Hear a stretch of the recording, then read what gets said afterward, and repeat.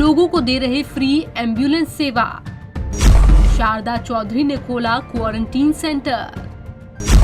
निर्मल गहलोत ने की breathe bank की स्थापना। देश ही नहीं दुनिया भर में कोरोना संक्रमण भयावह रूप लेता जा रहा है।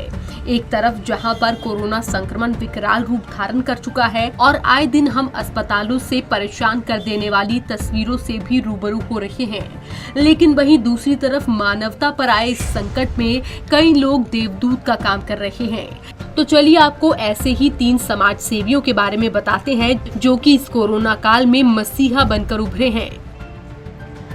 जोधपुर में कोरोना संक्रमण विकराल रूप धारण कर चुका है। इस बीच एम्बुलेंस की चरमराई हुई व्यवस्था से जनता रूबरू हो रही है। इसी बीच मौका परस्त एम्बुलेंस चालक कोरोना संक्रमितों को अस्पताल पहुंचाने और शवों को शमशान घाट तक पहुंचाने के लिए मुंह मांगी रकम की डिमांड कर रहे हैं। गरीब लोगों की पहुंच से दूर एम्बुलेंस चालक लोगों की जेब पर डाका डालने लगे। इसी बीच मंडौर इलाके के आदित्य सिंह ने लोगों की इस पीड़ा को समझा और अपनी लाखों की कीमत की 2 कारों को मानवता की सेवा के लिए लगा दिया।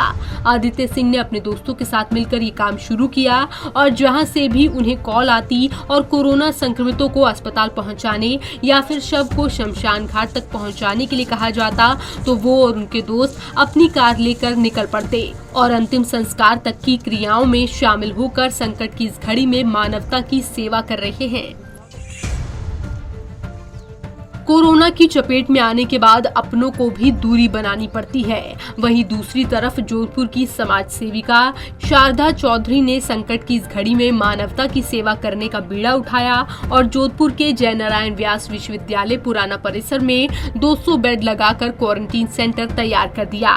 यहां आने वाले मरीजों को 24 घंटे चाय, खाने और नाश्ते की व्यवस्था अपने स्तर पर शुरू कर दी और इस तरह मानवता को बचाने के लिए एक अलग मिसाल पेश की। पहली लहर उस समय आई थी जब हमने सभी हमारे युवा साथियों, महिलाओं ने मिलकर खाने की व्यवस्था की थी, लेकिन वापस ये लहर टूट पड़ी है। सब जनता परेशान है और पेशेंट भी बहुत परेशान है। तो हमने सोचा, अजय भाई ने मुझे फ़ोन किया कि दीदी अपन कुछ ऐसा करते हैं कि पेशेंट के लिए वैसी व्यवस्था हो जाए, पलंग की, चादर की, गिद्दे की और खाने की।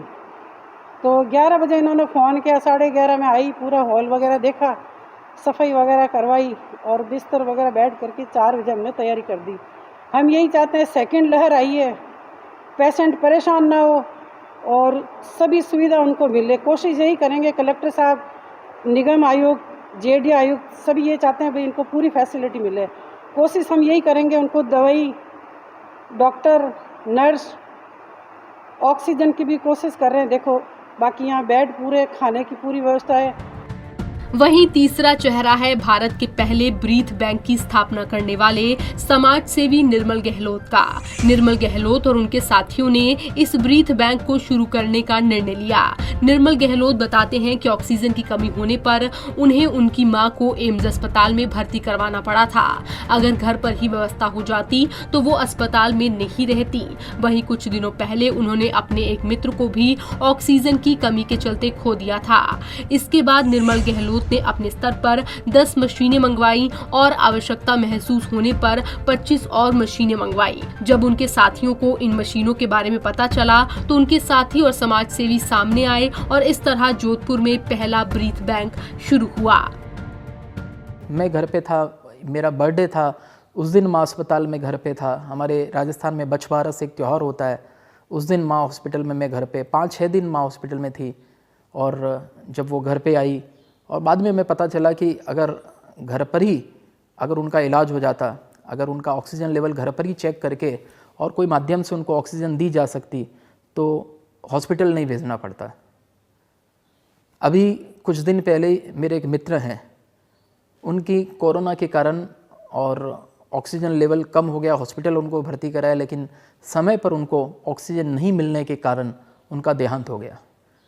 ये 2 घटना, जो माँ की जो घटना है जिसको हॉस्पिटल भर्ती कराना पड़ा केवल ऑक्सीजन लेवल कम होने से, और एक मित्र जिनको ऑक्सीजन मिला नहीं हॉस्पिटल में जाकर, इन दोनों घटनाओं ने मुझे बहुत झकझोर दिया।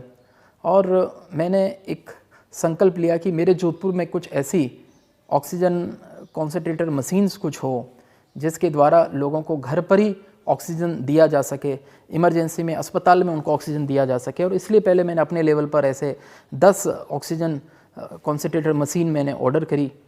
लोगों का और ऐसा रहा कि और करना चाहिए, तो फिर मैंने 25 ऑर्डर किया। और संयोग से सोशल मीडिया में जब मैंने इसकी पोस्ट डाली तो पोस्ट डालने के बाद में कई सारे जोधपुर के सेवाभावी लोग वो सामने आए। कोरोना वायरस से फैली महामारी के मुश्किल दौर में जहां लोग अपनों से मुंह मोड़ रहे हैं, वहीं आपने देखा कि किस तरह से जोधपुर के ये 3 समाज सेवी संकट की इस घड़ी में मानवता की मदद के लिए मिसाल बनकर पूरे देश के लिए उभरे हैं। पंजाब केसरी टीवी के लिए जोधपुर से जितेंद्र डूडी की रिपोर्ट।